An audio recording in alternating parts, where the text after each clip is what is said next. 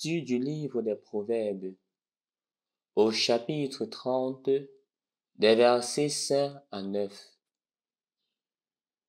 Toute parole de Dieu est éprouvée au feu. Il est un bouclier pour qui s'abrite en lui. N'ajoute rien à ce qu'il dit. Il te le reprocherait comme un mensonge. Seigneur, je n'ai que 2 choses à te demander. Ne me les refuse pas avant que je meure. Éloigne de moi mensonge et fausseté. Ne me donne ni pauvreté ni richesse. Accorde-moi seulement ma part de pain. Car dans l'abondance, je pourrais te renier en disant, le Seigneur, qui est-ce? Ou alors la misère ferait de moi un voleur, et je profanerai le nom de mon Dieu. Au nom du Père et du Fils et du Saint-Esprit. Amen. Chers frères et sœurs, loué soit Jésus-Christ. Ne me donne ni pauvreté, ni richesse, mais accorde-moi seulement ma part de pain. Cela peut nous sembler de la rigolade. Cela peut nous sembler un acte non sérieux dans notre monde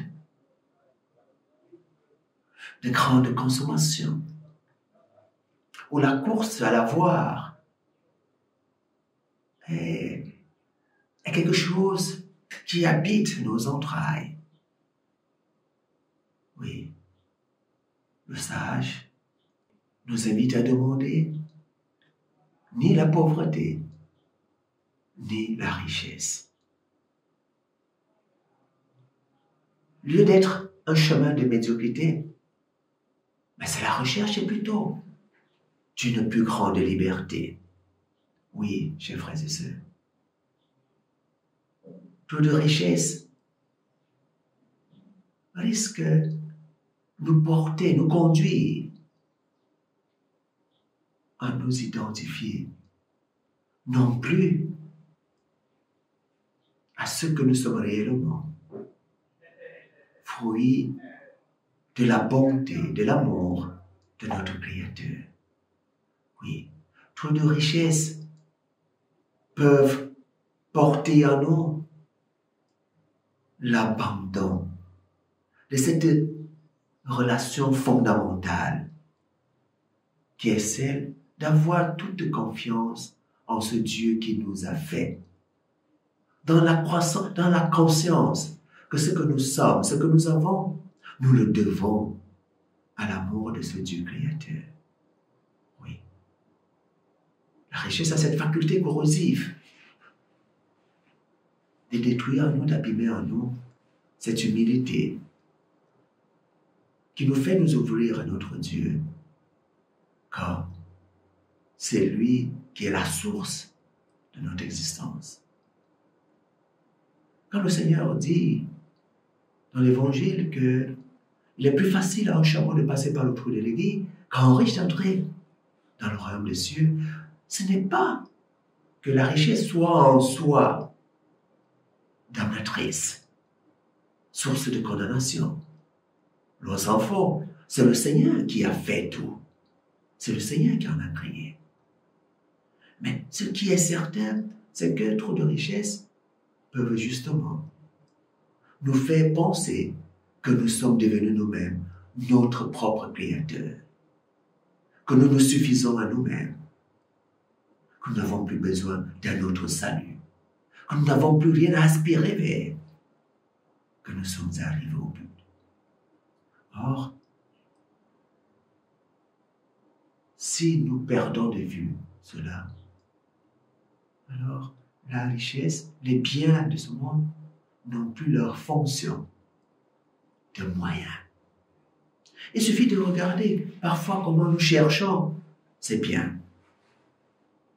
Dimanche, Jacques va nous le dire, que parfois nous accumulons au détriment des autres, nous faisons souffrir.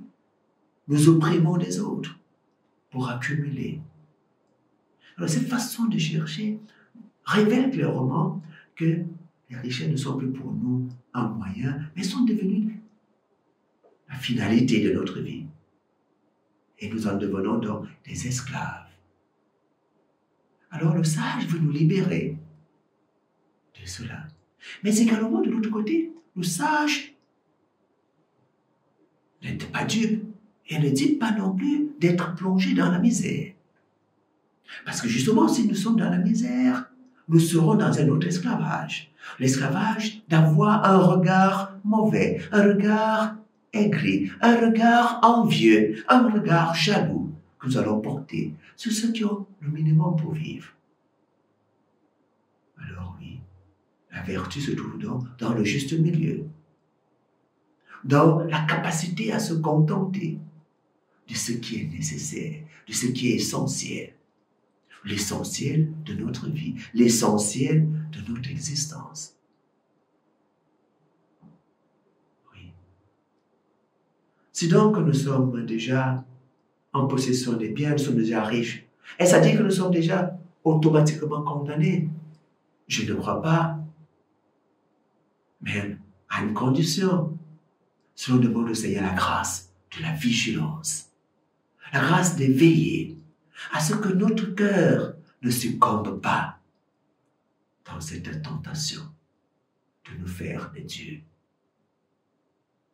Je parle surtout en pensant à ceux qui ont eu des biens par des voies honnêtes, à la sueur de leur front. Oui, que cela veille, qu'ils prient pour demander une totale et continuelle vigilance pour ne pas tomber dans l'orgueil, dans le rejet de Dieu. Et celui qui est pauvre, qui est dans la misère, qui travaille ardemment, qui travaille avec détermination pour avoir le nécessaire. La paresse n'est pas de Dieu, n'est pas ami de Dieu. Paul nous le dit. Nous devons travailler pour gagner ce qui est nécessaire pour notre vie. Alors si nous sommes dans la pauvreté, travaillons Dieu pour y sortir. Pour ne pas, à travers notre pauvreté, offenser Dieu, offenser notre Créateur, qui a tout fait et a rendu cela accessible à chacun. Travaillons donc pour que, par notre misère, nous n'arrivions pas à nier de la bonté de Dieu, à nier même peut-être même de son existence, à cause de notre pauvreté, à cause de notre misère. Alors, demandons au Seigneur la grâce de cette intelligence sur nous-mêmes, de cette liberté profonde à rechercher ce qui est nécessaire pour notre vie et de nous ouvrir à pouvoir partager, si nous sommes dans l'abondance, avec les frères et sœurs qui sont les moins nantis que nous. C'est aussi cela, la capacité à user dans le bon sens les biens que le Seigneur nous donne. Qu'il nous préserve surtout, de devenir esclaves, de devenir ceux-là qui ont les biens matériels comme l'unique finalité de leur vie, au point de pouvoir sacrifier toute dignité, sacrifier toute leur existence, sacrifier toute leur fierté pour les avoir. Qu'il éloigne aussi de nous cette paresse, ce désir qui nous pousse à penser que la voie facile, c'est d'arnaquer, c'est de tromper, c'est de voler, mais qu'il nous donne le courage de travailler avec honnêteté, avec dignité, pour gagner le pain nécessaire pour notre édification et pour pouvoir aussi partager avec les frères et sœurs que lui-même nous donne de rencontrer au quotidien. Loué soit Jésus-Christ. Au nom du Père et du Fils et du Saint-Esprit.